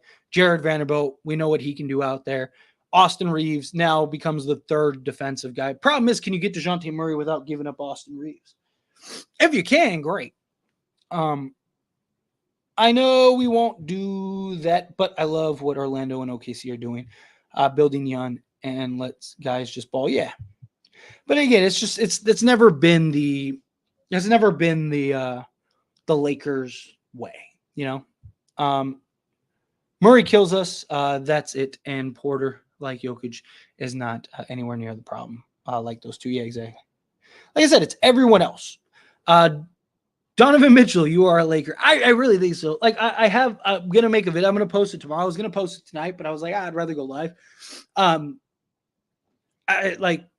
LeBron wasn't in Cleveland just to hang out with the Cavs, right? Or just to go watch the Cavs game. I think he's recruit. I think he's talking to D Mitch. I think he's hey, dude, look, you worked yourself so much, you got hurt. Imagine playing with us, and you have me and Anthony Davis to rely on. Everybody wants defense all over this team, but the Wolves are the best defense in the league. That's because they don't score enough. They're in trouble. Yeah. It's June 30th. For age, what's June 10th? Is that the draft? Or not the draft? No, I thought free agency what opens June 10th? Anyway, I know something is June 10th. Something NBA related. It's not something that I'm thinking of something else. No, I know it's NBA related. Thought it was free. Maybe that's the opt-in time. Maybe that's what it is. I think it's the contract guys for D'Lo and stuff like that. I don't know. I blanking.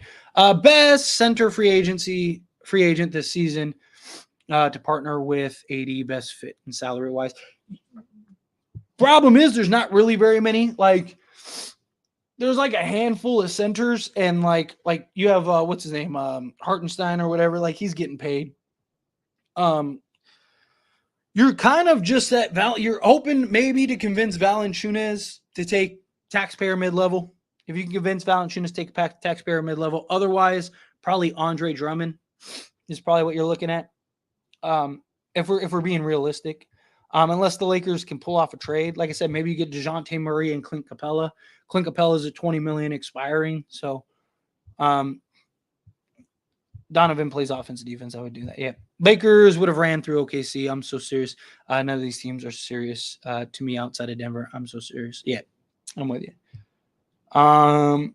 So happy that the Clippers trade SGA for Paul George GFX. Imagine SGA on the Clippers right now, the team that they have. Why else would Rich Paul be there? Please get Mitchell. Yeah, exactly. I know LeBron's coming back. How long you think he milks his decision to opt on June 29th? I think till the last minute. I think he'll wait for like the draft and everything to go through. I mean, I could be wrong, but it very well could. Tyler, make a video on what we could do after getting Mitchell, hypothetically. Yeah, I will. I'll definitely dive in all that stuff. There's a lot of things that I still need to dive into. A lot of content to be made too. But yes, I definitely will. Did it occur to all that LeBron was in Cleveland, not only to recruit Donovan Mitchell, but also recruit Garland, clutch, in case Mitchell don't come? I wouldn't hate Garland at all. At all.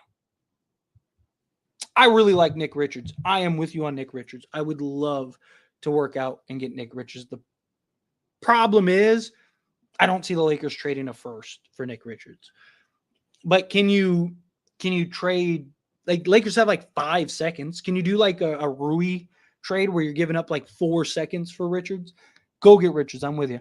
Sorry,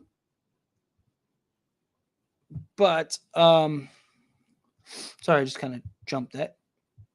I looked it up. Nothing on the 10th, according to Google. I know there's something. I probably have it written down somewhere. I know something's coming up on the 10th. I just can't think of what it is, but it'll, like I said, it must not be something major important. Maybe it's D'Lo. It might be D'Lo or something. But anyway, I appreciate you.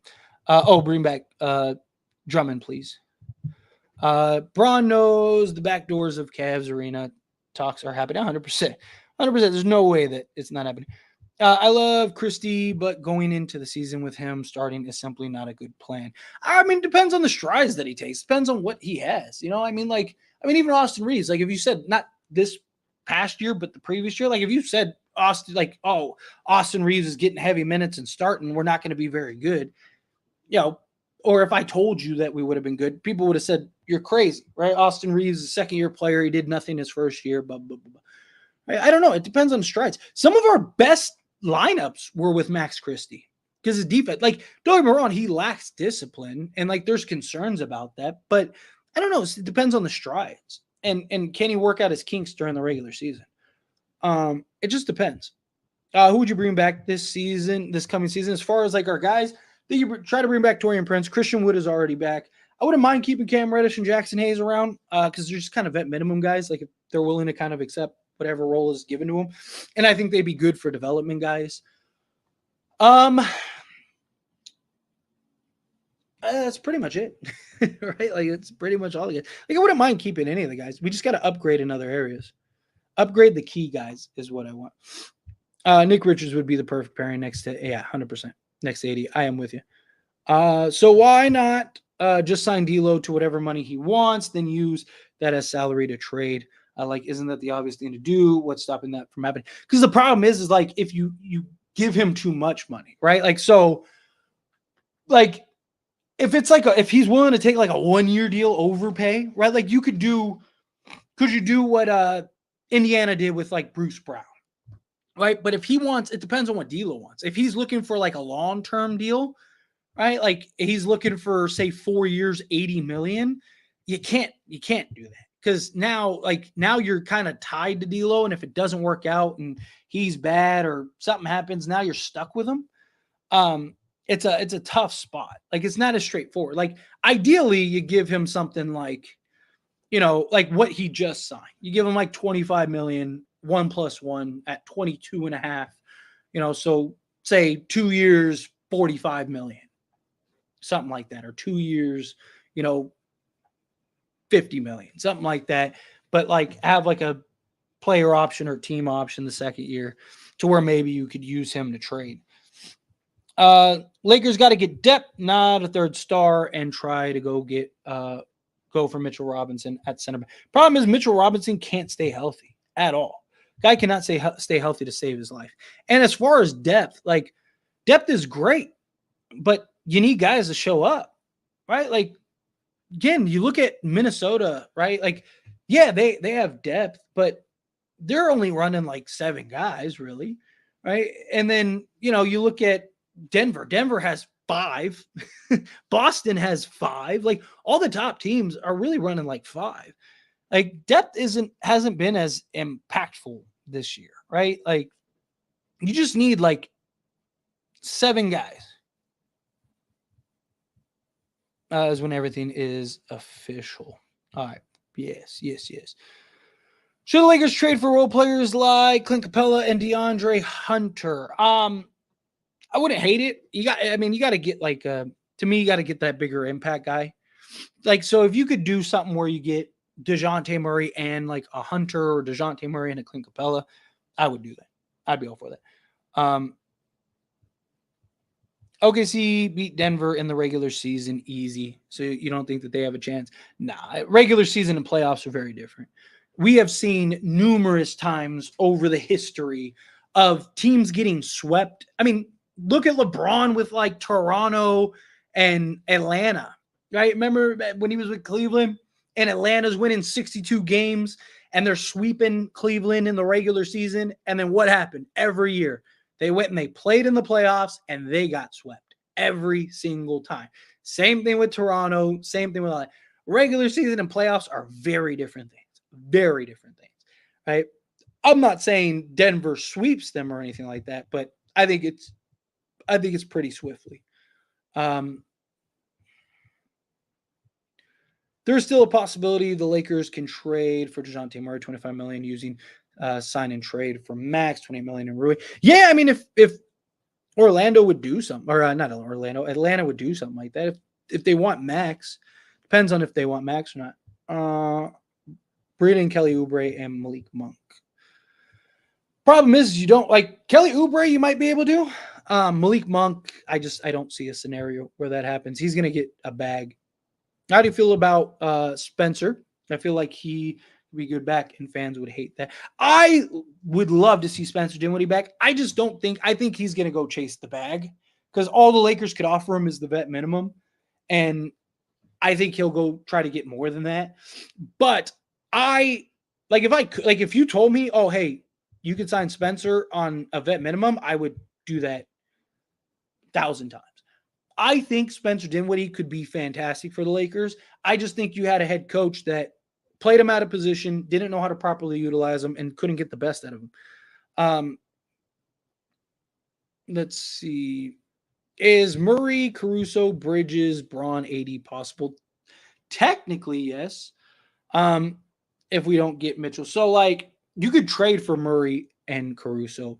Bridges, would he take the taxpayer mid-level to come to Lakers? No, maybe. I mean, it's definitely possible. Definitely possible.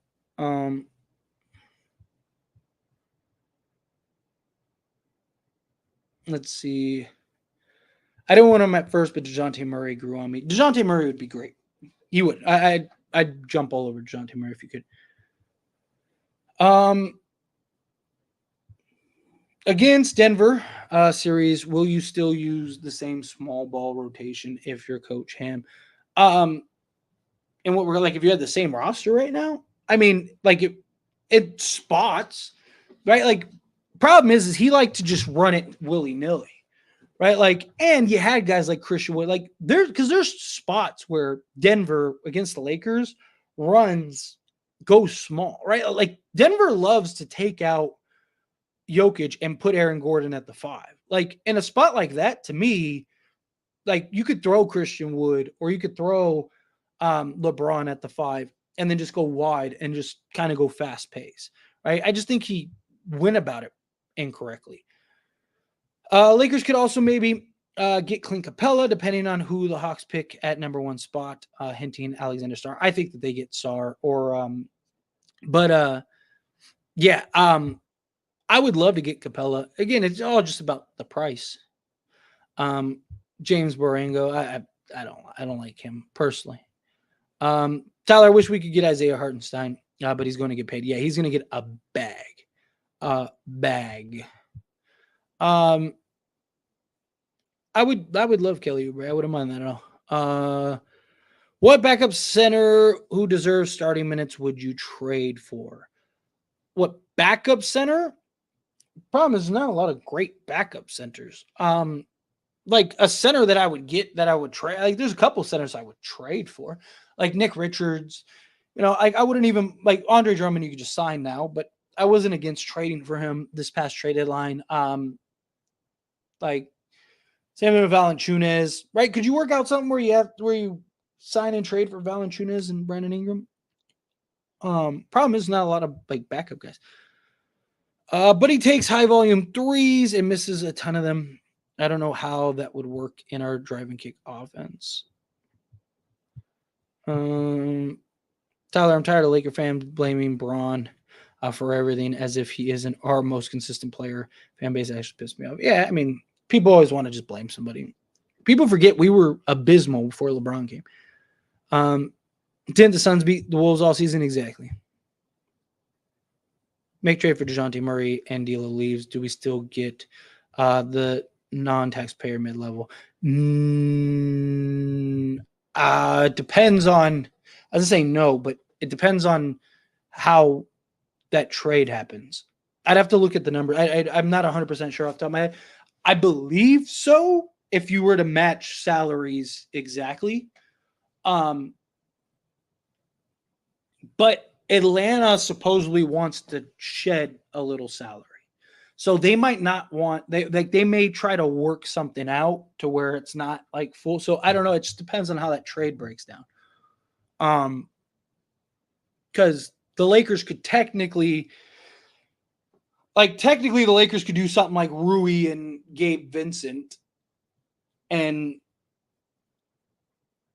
take on like a couple pieces or whatever and stay within that 100 and what is it, 110% now or whatever.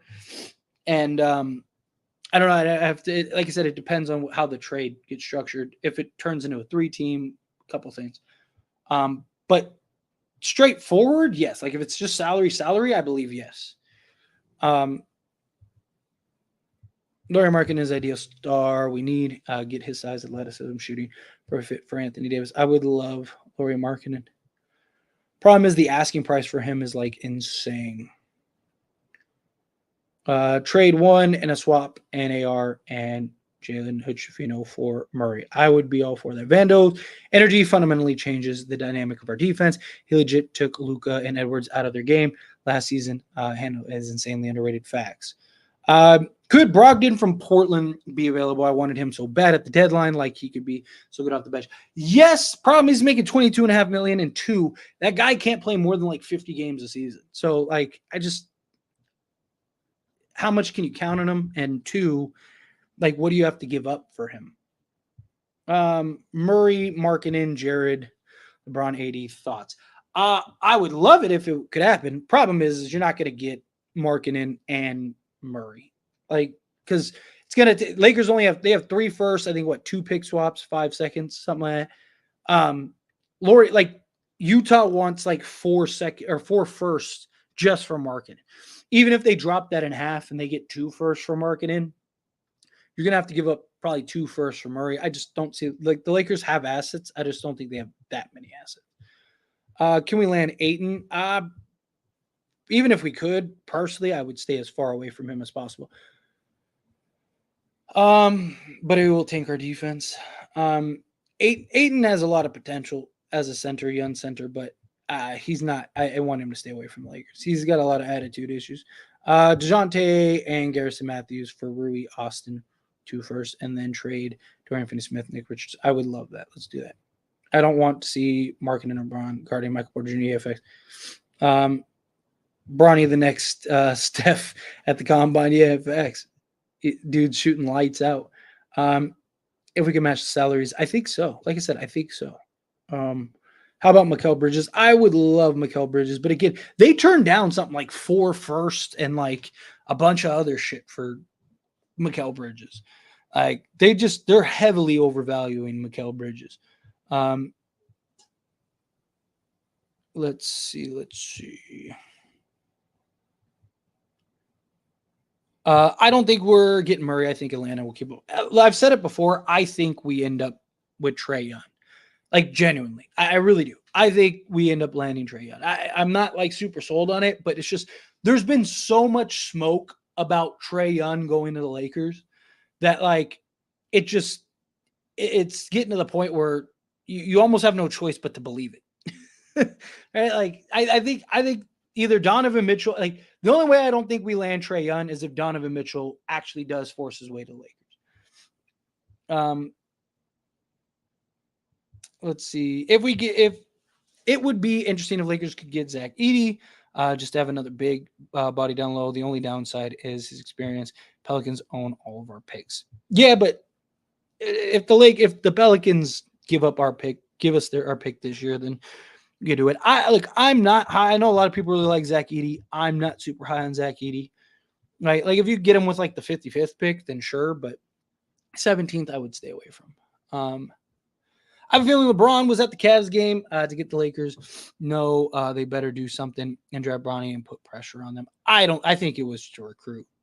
I think it was to talk Donovan Mitchell and those guys, right? Because he's not leaving. He's not going back to Cleveland. They would have to trade for him, and then at that point, like Lakers would be good shape, right? Like give us Darius Garland and Jared Allen, right? Go ahead, take LeBron. Like I'd be okay with it. Like because LeBron's not going to take a vet minimum to go sign with Cleveland. Michael Porter Jr. gets KD type buckets at any given moment, especially against us. A role player like Michael Porter Jr. doesn't average 23 and 9 by accident. At the very least, we need a wing defend archetype. Come on. Trey Young is overpaid, it seems. I mean, he's definitely a superstar. I don't think he's overpaid for the value he brings, but I'm not that high on him. Tyler Streamer right now? Yes, I'm actually going to wrap it up here in a moment. I just finishing at the end of the stream. But yeah, it was just kind of a random stream. I was going to make another video, but I was like, I'll schedule the video for tomorrow and then just go live. I had like an hour or so. So I was like, why not? An hour turned into hour and 40 minutes, almost 2 hours. Should we sign Zubac? Is he even a free agent? I thought he still had another year. But 5 players via trade or free agency you think who will help Lakers to be contenders. Disregard salary cap. In that case, go get Hartenstein. Go get Malik Monk. Trades. Go get Donovan Mitchell. And then if you disregard salary cap, go get because we have Malik Monk. We don't need Kevin Porter Jr. And then go get like Alex Caruso. Boom. At that point, it doesn't matter what else. Lakers should trade for Alex Caruso. I wouldn't hate that. Gary Payton II would be amazing for the Lakers. A great defense, all size, could play 1 through 3 as well. Yes, I wouldn't mind him at all. Problem is they really need some two-way guys. Hey, Ty, where do you think Paul George is going? I think he ends up going to the Sixers. I think either the Clippers pony up and pay him the max, or he goes to the Sixers. I'd pay KCP $20 million a year, to be honest. I would pay KCP whatever he wants. What for Mitchell? Whatever you want. Like realistically, like seriously, LeBron James, Anthony Davis, and Donovan Mitchell by themselves, I mean, that's good enough to at least get you to the conference finals. Now you just need to add a couple key pieces around. Keep Jared Vanderbilt. Like literally our starting 5 could be Donovan Mitchell, Max Christie, Jared Vanderbilt, LeBron James, and Anthony Davis. Good luck. right? Like the only teams that are comparable at that point are like Denver and Boston. Other than that, we run through everybody. And I actually think we beat Denver personally. But I worry about Edie. I worry about him not being able to shoot threes. That's the type of center don't tend to make it for now. Oh, also his movement. He's not very quick. Like there's a lot of questions about Zach Edey. The Lakers should make their whole team 3-and-D players, trade for Lauri Markkanen. I mean, ideally, but that's the problem is every team wants that. Not saying us, but I think Michael Porter Jr. will eventually leave Denver to be the guy with the team. I mean, it's very possible. It's very possible. Be surprised. Again, I agree, not with us, but I could see him. I could see a team throwing him a bag like, hey, man, well, because at some point he's going to get pricey for being the third, fourth guy, right? So at some point you're kind of like, so does he end up at some point does a team go, hey, we'll pay you whatever you want? Let's see. 2 games. I was in tears, man. Reaves needs to stay. Well, like I said, you got to give something to get something. Is D'Lo going to agree to a sign and trade?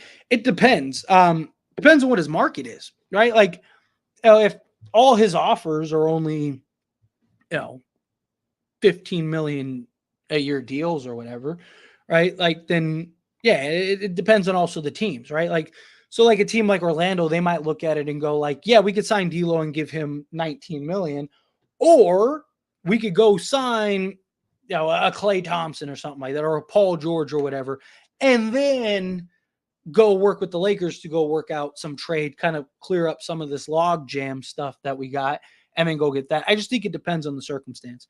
We'll see. We'll find out, but I think it's very likely. Tyler, we need you and Laker Nation collab. That would be amazing. I am all down for it. I've said it before, like I can't invite myself to Lakers Nation, but I've reached out in the past before. Never heard back. Like I said, they probably have no idea who I am, right? But yeah, I mean, like I said, if you guys are in their live stream, let them know. Let them know. Be like, hey, you should get As Stands Lakers, get Tyler from As Stands Lakers on the show. If they reach out to me, I'll be there whatever time, whatever name. I think it'd be great. I think it'd be a lot of fun. I get a lot of people that want that. So, like I say, just let them know. Reach out to them. If we get Trey, we're going to turn into the Clippers Suns. I don't know about that, but I do have concerns about fit. I don't know how many trades fix this unless it's Spida. D'Lo and AR, and keep up with top teams with their guards. If we get Spida, it doesn't matter who the others are. Agreed. Legit, we'll get you Eddie 50 efficiently multiple times a series EFX. He's Zach LaVine on correct hit. I propose Murray and Bridges. That might fix us, but I don't know. They know who you are for sure. Well, hey, like I said, I'd be more than happy to have them. Like if they reached out, I would be more than happy to come on. More than happy to come on. Let's see. Tyler, can we get Max Strus? Isn't he signed? Isn't he under contract? I thought he was under contract for another year. Max Strus. Didn't he sign like a 3 or 4 year deal with Miami? I don't think he's a free agent. Let's do contract. Boom. He is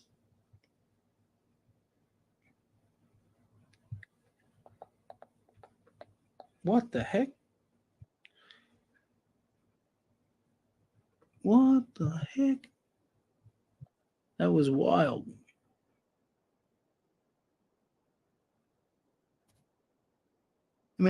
I can't. I need to move this for a second. There we go. Cool. Perfect. Well, that was a lie. The first thing that popped up said Max Strus contract. It took me to Temu. I thought it was Sports Track, but apparently, and I clicked on the link. That was wild. He is, yeah, he's only on the second year of his contract. So yeah, he's still got 2 more years. All right. Power through these last few questions. I'm going to get out of here. I've been going for like 2 hours. Let's see. If Lakers beat Nuggets, they would have lost to the Wolves. I don't know about that. I actually like them against the Wolves. Who do you think the next coach would be? I really think it's going to be JJ Redick. I really do. Do you see Trey Young trade to the Lakers? Hope not. I kind of hope not either, but yes. I'm like pretty confident he's a Laker. Like there's just, like I mentioned earlier, there's just so much noise and so many reputable people that are like, no, this is going to happen. And then Atlanta winning the number 1 pick, right? And history usually tells you that when that happens, there's a reason, right? So it's just, I really do. I really do. Lakers Nation is scared of you. Probably because I'm too amped up. They're all like calm and mellow. I'd probably come on and be like, hey guys, how you doing? What's up? Like they're like, dude, this guy needs to chill. Like, Ty, if Paul George go to Philly, you think the Clippers are going to sign and trade so they don't lose him for nothing? Problem is, like, I don't know what Philly could trade. Like, they're basically all their money, all their players are going to be off the books. They're basically like be like Maxey and Embiid, and they're not going to trade either of them. So probably not. Can we get Suggs or Mo Wagner for D'Lo? If I'm being honest, no. I would love that. Can maybe if you throw some other stuff for Suggs, maybe, but more likely than not, probably not. If I'm LeBron, I'm going to the Knicks. I mean, in theory, Trey, LeBron, and Anthony Davis make a lot of sense. I'm not high on Trey either. I just have a lot of concerns about I just have a lot of concerns about the fit with him and LeBron. Like the surface level, like it makes a lot of sense, right? Like it's just he takes pressure off of LeBron. He helps elevate Anthony Davis. He can make plays. He can hit shots. He kind of does everything that the Lakers need. Wasn't Danny the Laker fan on Lakers Nation? I mean, he might have been. I'm sure it's possible, but I know like Dan the Lake. Like you got to think a lot of these guys have been doing it for a long time. Like I'm not even at my 2 years yet. I haven't even been doing this 2 years. My 2 years, June. My first video I ever posted was June 27th, I think it was.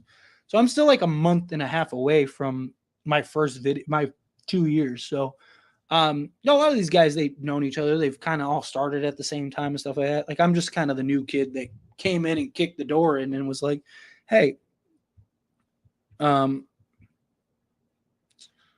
who do you think wins the championship? Kind of leaning towards Denver. Now that Denver came back, I think Denver. I just don't trust Boston. Boston's going to walk to the finals. Like they're just going to walk to the finals. But man, if only we got Strus instead of Gabe or Dante. Oh my gosh. Not saying we'd beat Denver, but Dante would be so good. Yeah, Dante would have been great. Caruso and Dinwiddie, DeRozan, and Christie, Vanderbilt, Prince, Braun, Wood, AD, Drummond. I would love that.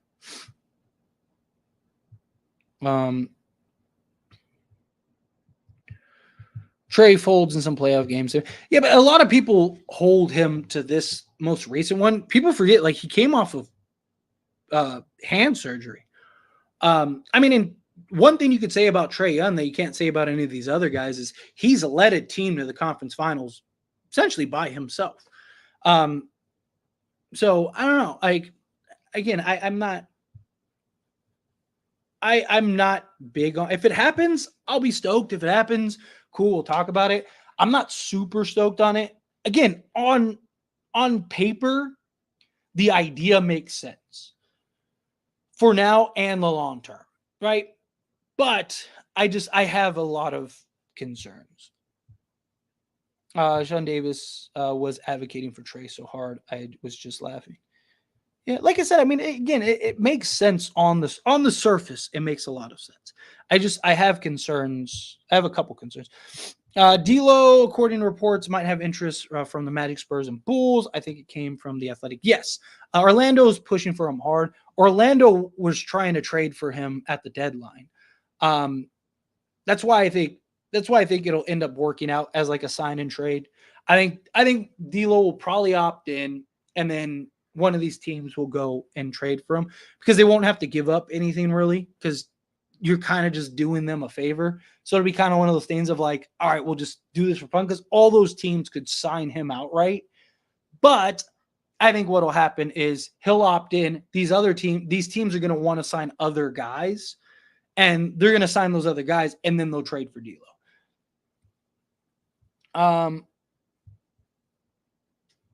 Whoever wins that series wins the championship. I think so too. You have confidence in JJ Redick, or could he be LeBron's chess piece? I think both can be right. I think it'll be part LeBron's chess piece, but I also think I do have confidence in JJ Redick. I think it's a little bit of both. If Caruso Suggs are coming, yeah. You think Lakers are going to get Trey on draft night during free agency? I mean, it's very possible it happens on draft night, right? Because the Lakers trade. I just think it depends on what happens with the Pelicans. If the Pelicans end up if they end up taking this year's pick, then I think the Lakers will be patient and wait. If they don't, I think Trey Young will be a Laker by draft night. Is Royce O'Neal under contract because the Lakers need someone like him or Dorian Finney-Smith on the Nets? No, he's a free agent. Problem is, can we get him for mid-level? Oh. Yeah, Tyler's too amped up for Lakers Nation. I think so too. Like, that's the only thing. Like, they're great. I love Laker Nation, but they're a lot more mellow than I am. That's for sure. Off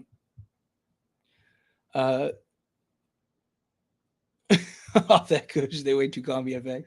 I'm over here like, yeah. Let's go. Max Strus. Yeah, dude, it was funny. Like, I typed in Max Strus contract. The first link that came up said Max Strus contract. I typed that in. It brought up Temu, and the headline for the URL was Max Strus' contract, but it was the landing page for Temu. Like, I don't know. It was weird. I want Spider also. I've never seen that many June said about it. How much cap space Lakers have if Lakers had Spider? Well, I mean, they're gonna have to send salary out. So I mean, it just depends on how the trades go. Right now, the Lakers are $71 million over the cap. Lakers have no cap space. Right? LeBron could play for $10 million, and the Lakers still have no cap space. Lakers had only 2 teams that can shoot the ball in the last 10 years. I mean, even the 2020 team was like 26th in 3-point percentage. Let's see. That could shoot the ball since 2010 were 2020 Lakers and 2021 Lakers. Problem is, neither of them were actually good at shooting the basketball. If it takes Reaves to get Caruso, so be it. I'd rather have Caruso. Again, depending on who you get, I'd rather have Caruso too. Anyone but Boston. I'm with you. Do you think the Wolves sit Gobert since play better without Gobert? I do not. They should, but they won't. Because they're not going to want that noise. They're not going to want that headache.